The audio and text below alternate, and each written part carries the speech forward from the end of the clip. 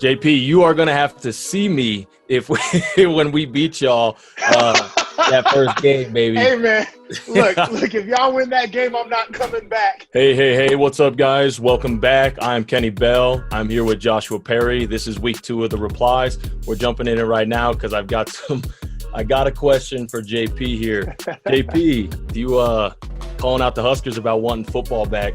They did get it. You got a comment for me on this tweet, brother? Yeah, Nebraska was really vocal about wanting to play football. And then we get this schedule release, and they're going to get all the football they can handle. Week 1, Ohio State. Week 2, Wisconsin. Week 4, Penn State. And then you still got Minnesota and Iowa on that schedule. It's going to be a tough road for them, but here we are. We're playing the game that we love. Yeah, absolutely. I mean, I think it's funny.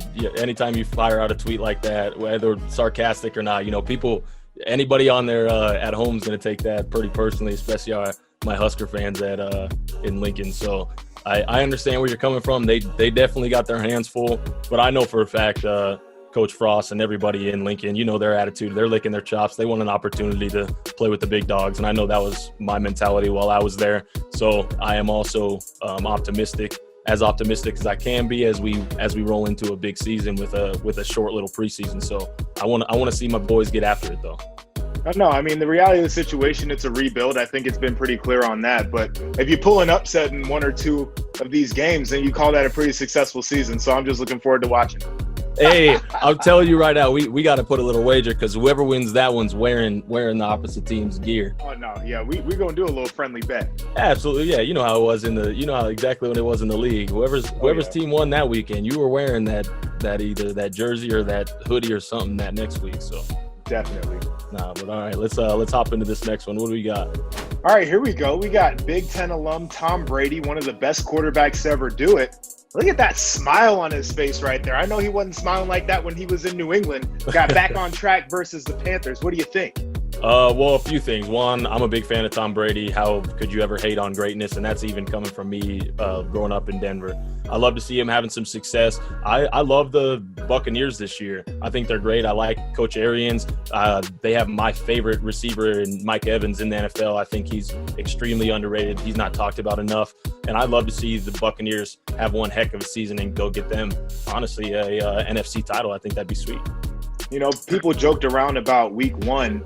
Tom Brady, the old man, he was playing against Drew Brees, another Big Ten alum, the old man too. And they said, oh man, these guys don't look the same.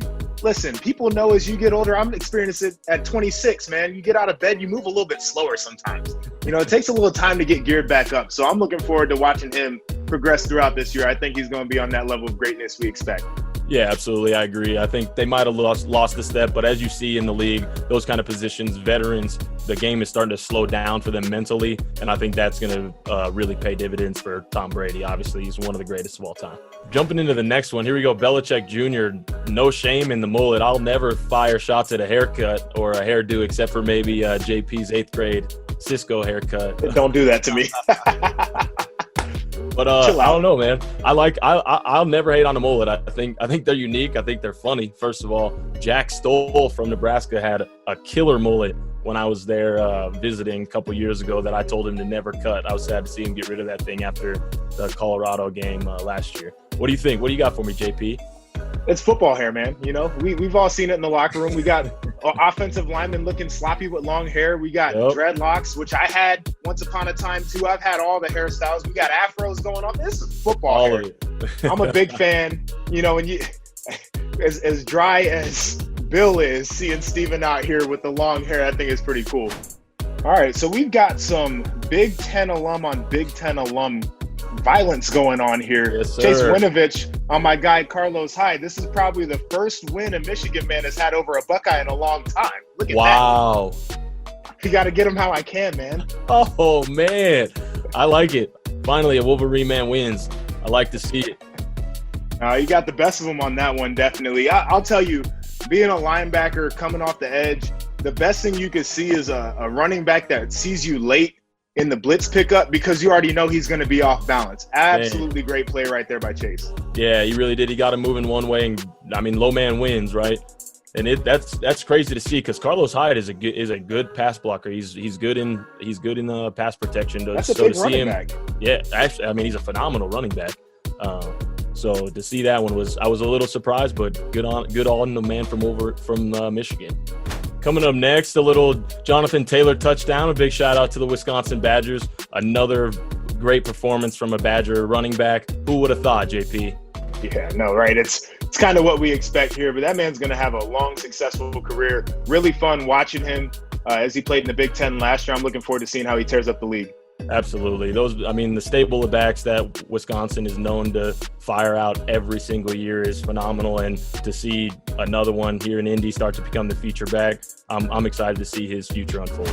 Ohio State fans will like to see this one. We got my guy JK Dobbins, who's a running back for the Ravens now. And, as I evaluate running backs, one of the things I talk about all the time is contact balance, man. These guys get hit, and if you can stay up on your feet, it's a great thing.